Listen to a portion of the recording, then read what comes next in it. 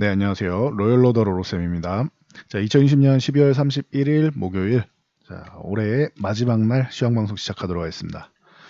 자, 이제 2020년 중시는 패장을 했습니다. 이제 뭐 아듀 2020이라고 하는데 올해는 굉장히 멋진 상승장이었습니다. 그래서 이 부분 뭐 마지막 날 거 확인해 보고, 영국에서 아스트라제네카가 이제 긴급 사용 승인을 받았습니다. 이 부분 체크. 그리고 올해 디지털 뉴딜, 그린 뉴딜 멋졌습니다. 자, 내년에도 어떨지 한번 확인해 보도록 하겠습니다. 자, 다우 지수는 오늘 새벽까지 확인했을 때 뭐 그냥 쉬어가는 흐름이었습니다. 연말 올해 굉장히 멋진 모습을 보였기 때문에 사상 최고치를 계속 돌파하고 했기 때문에 그냥 연말 앞두고 쉬는 모습입니다. 안 좋은 이슈들은 뭐 대부분 다 지나갔다라고 말씀드렸어요.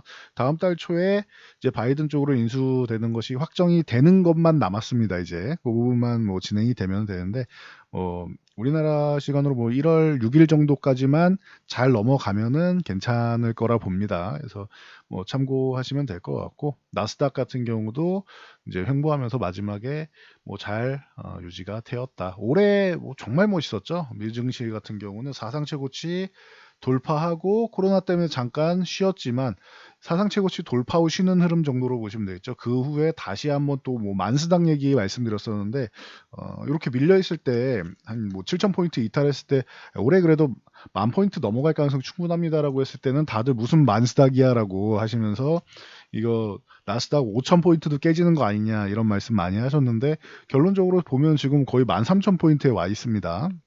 그래서 뭐 충분히 좋은 시장이었다. 그리고 이제 영국에서 아스트라제네카 긴급 사용 승인을 받았는데, 이게 미국에서 이제 언론 쪽을 살펴보면은 안 좋은 얘기가 많이 나오죠. 근데 미국이니까 영국을 당연히 좋게 얘기할 이유가 없지요.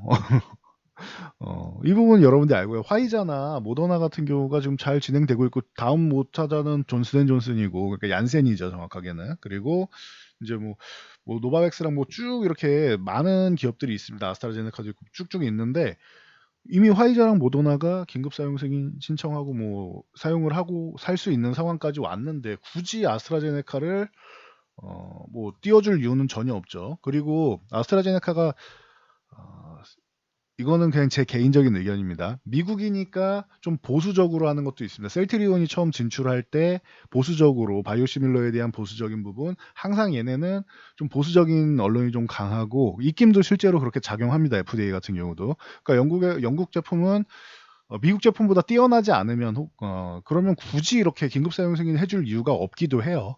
어, 미국 제품을 열심히 다 팔아먹고 그 뒤에 승인해줘도 늦지 않는단 말이에요. 그래서 뭐 내년 2분기에 나가능하지 않겠느냐 뭐 이런 얘기까지도 나오고 있죠. 삼상 완전히 다 끝나고 그리고 나서 뭐 2분기 2월 이후 혹은 2분기 뭐 이 얘기까지도 나오고는 있습니다. 근데 이게 왜 그러냐? 충분히 타당해요 이게. 예. 이게 미국이라서 좀 보수적이라서 그런 부분에다가 그거는 플러스 알파용이고, 실질적으로 여러분 작년에 어, 헬릭 스미스 때문에 굉장히 좀 고민을 많이 하셨을 텐데, 임상 오염이라는 부분 우리나라만 나오는 게 아니다라고 했어요. 우리가 좀 서툰 건 맞습니다. 우리나라가 뭐 임상 진행하는 과정, 관리 과정 이런 부분에서 서툰 건 맞아요. 새로운 부분을 개척하는 부분이니까. 그런데 그렇다고 해서 뭐 해외라고 해서도 완벽하지는 않다라는 거. 아스트라제네카 같은 경우도 이 투여하는 부분에서 관리 부분에서 미스가 난 거죠. 그래서 처음에 이제 정상적인 투여를 해야 되는데 뭐 절반만 투여한 사람이 있고 정상 용량을 투여한 사람이 있고, 근데 정상 용량을 투여한 사람보다 절반만 투여한 사람, 잘못 투여한 사람들이라고 볼 수 있는 게 90%, 정상 용량 투여한 사람은 62%, 뭐 이렇게 뭐 계속 뭐 다르게 나오니까, 미국에서는 이거 모더나랑 화이자는 뭐 95%에 육박하는데 얘네 아스트라제네카는 70.4%밖에 안 된다, 이렇게 낮춰서 얘기를 하고 있죠. 근데 이게 낮췄다기보다는 그냥 평균치라고 보면 돼요. 최고치가 90이고 최저치가 60이면은 뭐 평균치를 좀 많이 낮게 잡은 거 아니냐라고 얘기할 수는 있는데, 어찌 됐건 얘네는 아스트라제네카는 관리하는 측면에서 잘못 관리가 된 게 맞아요. 지금 이게 코로나 시국이라서 워낙 급하니까 이거를, 특히 영국은 너무 급하니까 빠르게 승인을 내준 것이지, 일반적인 상황이고 승인 안 나는 게 맞다라고 봅니다. 보시면은 뭐 본인들이 임상 진행하는 거 관리 하나 제대로 못했는데 이걸 어떻게 승인을 내줍니까? 그러면은 결과를 조금 더 삼상 최종 결과까지 다 하고 뭐 그 뒤까지 해서 이 안정성이랑 그리고 요 부분에 대해서 다시 한번 지금 뭐 임상을 진행하는 게 원래는 정상적인 거예요. 그러니까 뭐 참고 정도 하시고요. 미국에서 보수적인 것도 분명히 들어가 있습니다. 플러스 알파 요인입니다. 그래서 저렇게까지 매도할 건 아닌데 미국 업체가 아니기 때문에 그런 것도 있다라는 거 두 가지를 참고하시면 될 것 같아요. 그리고 아스트라제네카가 지금 승인을 받으면 안 돼요. 미국 같은 경우는 안 좋아요. 왜냐 화이자 같은 대표적으로 화이자가 제일 먼저 받았으니까 화이자 보관하는 거 우리 콜드체인 왜 부각이 됐죠? 영하 70도. 영하 70도에서 이제 뭐 보관을 해야 되고 이거 해동한 다음에도 냉장 보관이 2도에서 8도 정도로 5일 정도밖에 보관이 안 돼요. 어, 그런데 아스트라제네카는 그냥 상온 보관이 냉장 보관이 그냥 가능합니다. 그래서 참고 정도 하시면 되고 일반 냉장고에서 6개월 동안 그냥 가능한데 운송 보관 관리하는 게 굉장히 용이하잖아요. 6개월 동안 그냥 냉장 보관하면 되는 거니까. 초저온 냉동고 이런 게 필요가 없는 거잖아요. 그러면은 운송비, 보관비 뭐 이런 거에서 어 굉장히 낮은 가격이 측정이 되는 것이죠. 화이자는 뭐 가격이 19.5달러 이렇게 돼 있는데 이 보관하는 운송 보관료 같은 경우만 해도 만만치 않을 겁니다. 추 플러스 알파 되는 요인이. 아스트라제네카는 이런 부분에서도 참 경제적이 되는 거겠죠. 그러면은 아스트라제네카가 얼마냐? 4달러. 5분의 1 가격이잖아요. 화이자에 비하면. 모더나에 비하면 뭐 더, 모더나는 32에서 37달러니까. 그러면 어마어마하게 저렴한 가격이란 말이죠. 그러면은 미국 입장에서 보수적으로 볼 수밖에 없는 거예요. 거기에 본인들이 임상 과정 관리하는 과정에서 잘못한 부분이 있으니까 이거는 뭐 자연스러운 현상이라고 봅니다. 그래서 미국에는 좀 늦게 승인이 될 것이고 EMA에 승인되는 거를 잘 봐야 된다라고 제가 말씀드려요. 그래서 유럽에서라도 승인해주면은 아스트라제네카가 다행이다라고 할 수는 있는데 유럽에서도 승인을 못 받는다? 이러면은 아스트라제네카 같은 경우는 조금 늦어지는 거 그리고 이제 임상 뭐 추가적으로 진행하든지 해서 이 부분을 최종적으로 나오는 결과까지 다 확인하고 승인을 하는 게 그게 정상적인 상황이라고 봅니다. 그러니까 참고 정도 하시면 될 것 같아요. 거기에 미국 언론에 대해서 그렇다고 너무 흔들려가지고 아스트라제네카를 거의 뭐 속된 말로 뭐 거의 쓰레기 취급하시는 분들도 있는데 그 정도까지는 아니라고 봅니다. 이거는 결과가 나올 때까지는 굳이 우리가 판단할 필요는 없는 것 같아요. 그거는 이제 전문적으로 이제 뭐 FDA랑 EMA랑 우리나라 식약처는 조금 이제 신뢰감이 떨어진다라고는 하는데 그래도 뭐 우리가 믿을 수 있는 건 그쪽밖에 없으니까 그래서 아니면은 우리나라를 못 믿겠다면 FDA나 EMA를 믿으면 되겠죠. 특히 EMA 쪽을 보는 게 더 정확하지 않을까 싶습니다. 영국이 지금 떨어져 나갔기 때문에 굳이 영국에다 프리미엄을 줄 이유는 없어요. EMA 쪽에서 참고하시고요. 자, 그래서 우리나라 지금 이제 상황 보면은 전에 이렇게 말씀드렸죠. 자, 배당락 이후에 그 전까지만 해도 상승 쪽을 조금 막아놓는 영향력이 있었다. 콜옵션을 매도하면서 막아놨는데 배당락 이후에 갑작스럽게 뭐 굉장한 금액 200억 이상이 들어오면서 이제 위쪽을 열어놨다. 그래서 2,900 정도 때까지 돌파 시도하는 정도까지는 열어놨다라고 말씀을 드렸어요. 그리고 나서 하루 만에 뭐 이렇게 강력한 상승이 나왔는데 뭐 삼성전자랑 이 LG화학이랑 시총상위주를 중심으로 이렇게 상승이 나왔습니다. 그러면서 이제 뭐 한 1, 2%만 더 올라가면은 이제 상승이 좀 정체돼야 되는 구간이고 대신 이제 2,800 전후되는 구간, 초반 구간, 요 구간에서는 옵션 매도량이 워낙 많아서 콜옵션 매도가 이렇게 많으면 그냥 치고 달리기는 어렵다. 중간에 청산 과정이 나오거나 아니면 다시 한번 밀렸다가 가든지 밀려서 마감되든지 할 가능성이 충분하다. 그러니까 좀 계속 올라가기엔 좀 지금 내과 쪽에 있는 물량이 부담이 된다라는 거 여러분들이 참고로 알고는 계셔야 돼요. 그 부분이 청산되면은 굉장히 마음의 부담을 더는 것이고 청산이 되지 않는다라고 하면은 언제든지 다시 한번 이렇게 출렁임이 나와도 이상할 게 없다라는 것만 여러분들 알고 가시면 돼요. 그러니까 1월 초 같은 경우에는 약간의 긴장감은 갖고 계셔야 됩니다. 뭐 그렇다고 해서 뭐 하락장이 나온다가 아니고 이 상승을 일부 이렇게 내주고 좀 쉬는 구간이 나올 수 있다라는 거예요. 뭐 이게 꺾여서 이렇게 내려간다라는 거 아닙니다. 그런 상황은 아니에요. 그러니까 참고 정도 하시면 될 것 같습니다. 하락 포지션이 많다가 아니고 못 올라가게 상승을 제한하는 포지션이 꽤 많다라는 거예요. 그러니까 이 부분을 명확하게 여러분들 알고 가시면 될 것 같습니다.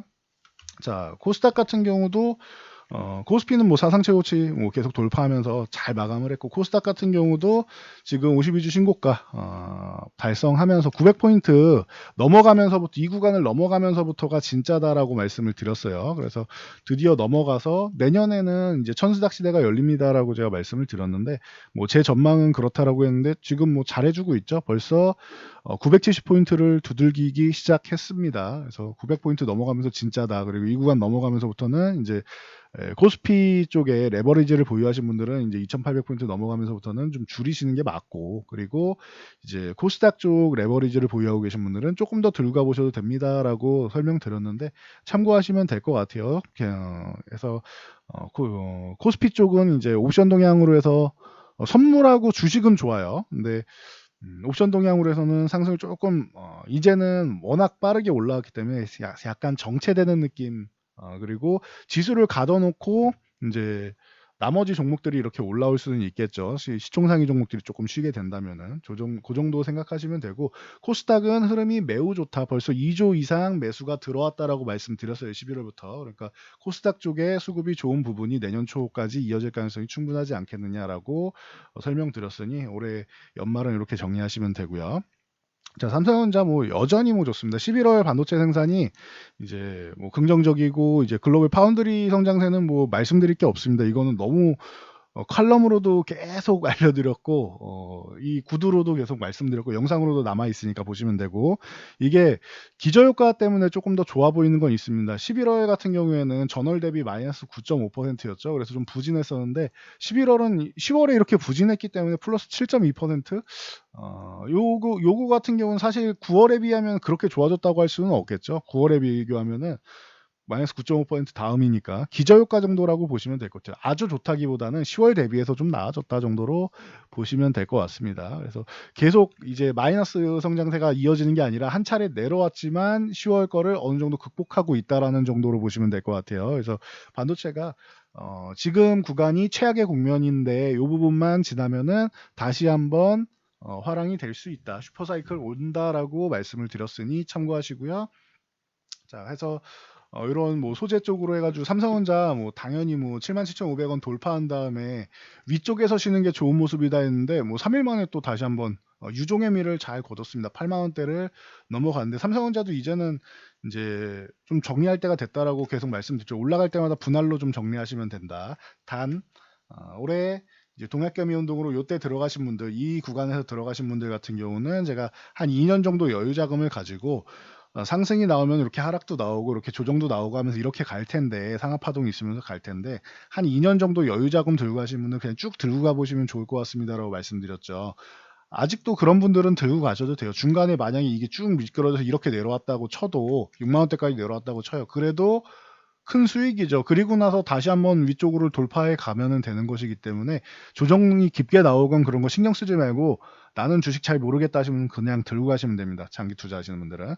그런데 중간중간에 매매 관점으로 들어가시는 분들 있죠. 이 6만 원 이상권에서 이렇게 들어가셨다거나 아니면 5만 원 뭐 후반권에 이런 분들은 이제 한 차례 조금 정리하면서 소부장 쪽으로 옮겨가는 게 수익률 추구하시는 분들이잖아요. 그런 분들은 내가 묻어두고 추후에 고점에서 이제 추세가 깨지면은 들어가겠다, 정리하겠다라고 하시는 분들 외에 수익률을 추구하시겠다라는 분들은 소부장 쪽으로 이제 분할 매도해서 옮기는 게 좋다라고 누누이 말씀드리고 있습니다. 참고하시면 좋을 것 같아요. 그래서 보시면은 뭐 동지 세미캠 같은 경우도 이렇게 잘 해주고 있고, 이 34,000원 저항 구간이었는데 한 차례 실패하고 결국 돌파해서 위쪽으로 잘 해주고 있죠. 거기에 뭐 한솔케미칼 같은 경우도 기존에 뭐 많이 말씀했던 종목인데, 이 종목도 이제 뭐 벌써 10만 원대 돌파해서 20만 원대를 노리고 있죠. 그리고 이제 뭐 SNS 텍이라던가 이런 종목들, 그리고 AD 테크놀로지나 뭐 테스나 이런 비메모리 관련주들 전체적으로 다 좋다라는 거 확인해 보시면 될 것 같습니다. 그래서 이 부분 체크해 드리고, LG화학 같은 경우가 이제 또 인도네시아랑 이제 배터리 협력 10조 원 규모 소식이 들렸죠. 그러면서 이제 뭐 나쁘지 않은 모습이었습니다. 뭐 LG화학이라고 설명드렸지만 LG 에너지 솔루션이 되겠죠, 이제는.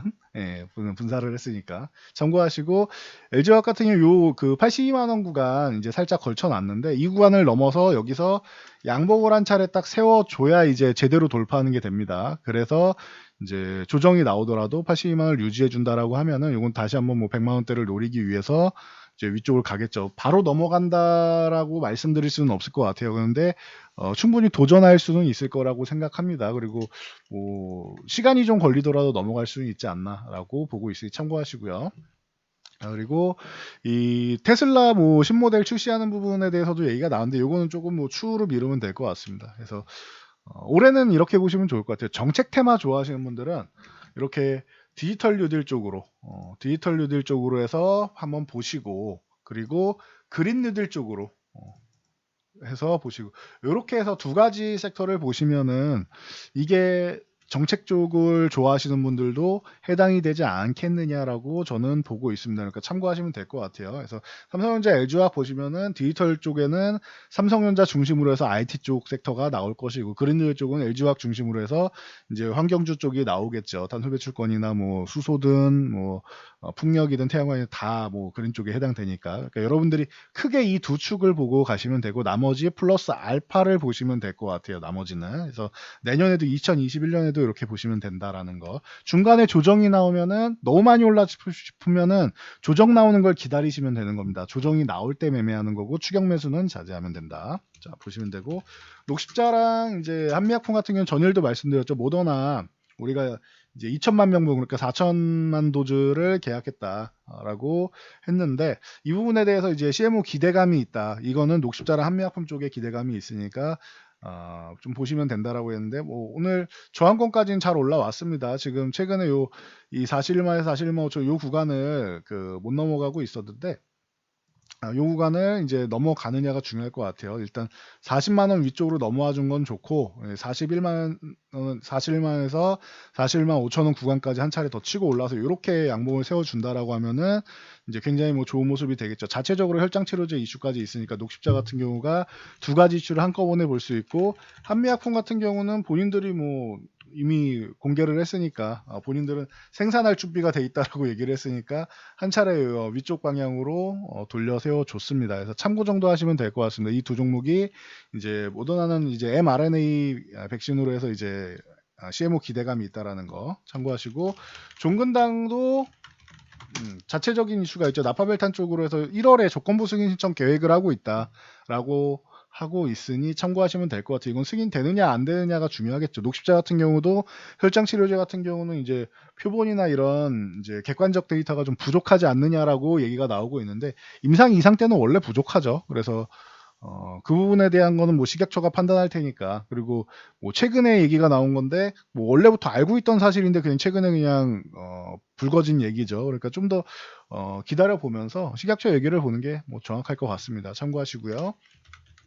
뭐 제이 콘텐트리 같은 경우 이제 올해 굉장히 좀 어려움을 겪었습니다. 뭐 굉장히 좋은 회사라고 누누이 말씀드렸는데, 올해는 좀 어려움을 겪으면서 이제 힘들었다가 연말에는 그래도 4만 원 정도까지는 다시 한번 도전해보는 모습입니다. 이게 종속회사로 이제 JTBC 스튜디오가 4천억 이제 3자 배정 유증을 했는데, 사토홀딩스입니다. 이 기업이 뭐냐, 텐센트에서 출자한 기업이라고 생각하시면 돼요. 그러면 텐센트가 제이 콘텐트리의 콘텐츠에 관심을 갖고 있구나라고 생각하시면 돼요. 자, 텐센트 브랜드 가치로 봤을 때 삼성전자를 저번에 앞선 적이 있어서 굉장히 세계를 놀라게 했었는데, 특히 우리나라에서 많이 놀랐었죠. 텐센트가 뭔데 하시는 분들이 많았는데 이제는 다들 알고 계시죠. 그리고 뭐 게임 좋아하시는 분들 뭐 리그 오브 레전드 맞죠? 그 라이엇 게임즈를 인수한 회사이기도 하고, 전체적으로 뭐 굉장히 뭐 유명합니다. IT 쪽에서는 이제 뭐 글로벌 기업이 돼 있으니까. 그래서 텐센트 향으로 해서 OTT 오리지널 콘텐츠 제작하는 거, 그리고 중국 시장 진출,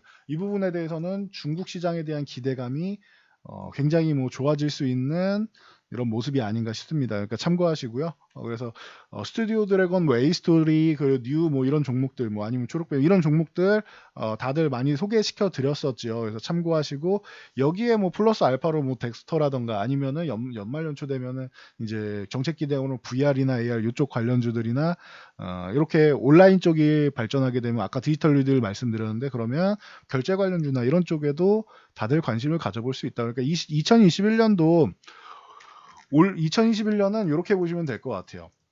올해 좋았던 주도주들, 바이오 말고요. 바이오는 테마성으로 올라온 게 많죠. 실적이 확인되거나 이런 부분보다는.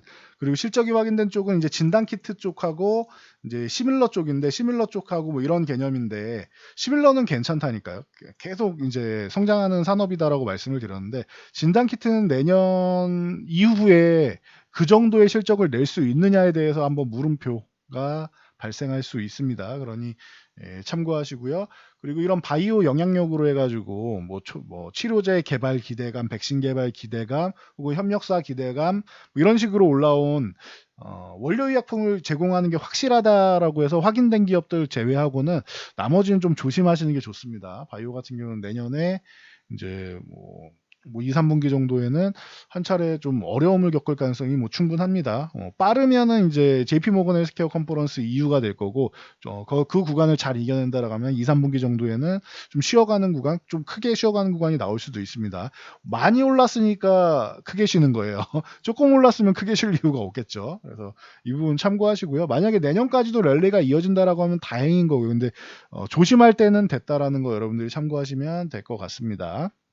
그래서 기본적으로 내년에는 올해 좋았던 디지털 뉴딜, 그린 뉴딜 이쪽이 산업 동향 자체가 계속 성장하고 있기 때문에 좋고, 올해 안 좋았던 쪽으로는 이런 뭐 연예 쪽이나 이런 뭐 콘텐츠 관련주들이라던가 뭐 연예기획사나 뭐 이런 쪽 관련주들 최근에 그래도 좀 많이 회복은 했는데, 실적이나 이런 부분은 개선이 될 것이고, 내년 이제 한 2분기 정도부터는 이제 여행주나 이런 쪽도 뭐 중국 소비 관련된 이런 쪽도 플러스 알파가 될 수 있습니다. 그래서 계속 최근에 말씀드린 게, 장기적으로 보면 카지노 관련주, 여행 관련주 뭐 등등 뭐 숙박 관련주 이런 쪽이 어려운데, 아주 장기적으로 보면은 지금이 사실적으로는 성장주 지금 많이 올라와서 내가 매매 못하겠다 하시는 분들은 천천히 모아갈 수도 있는 구간이다. 대신 시간이 오래 걸린다. 그리고 단기적으로 수익률을 추구하시는 분들은 성장주를 계속 그린 뉴딜, 디지털 뉴딜을 매매하는 게 유리하다라고 누누이 말씀드리고 있으니 참고하시면 될 것 같습니다. 그래서 2021년도에 산업 동향 같은 경우는 뭐 종목별로나 뭐 산업별로 이렇게 큰 축으로 한번 정리를 해가지고 1월달 내에 천천히 올려드릴 테니까, 내일부터 아마 내일이나 모레부터 하나씩 올라갈 테니까 보시면서 여러분들이 투자에 참고하시면 될 것 같습니다. 자, 월요일 같은 경우에는 개장일은 1시간 늦춰져서 시작을 합니다. 그래서 항상 10시에 시작하니까 9시부터 기다리실 필요 없습니다. 참고하시고요. 저는 2020년은 이 영상으로 마지막으로 막을 내리고 2021년도에 더 멋진 모습으로 돌아오도록 하겠습니다. 여러분들 새해 복 많이 받으시고요. 모두 해피 뉴 이어입니다.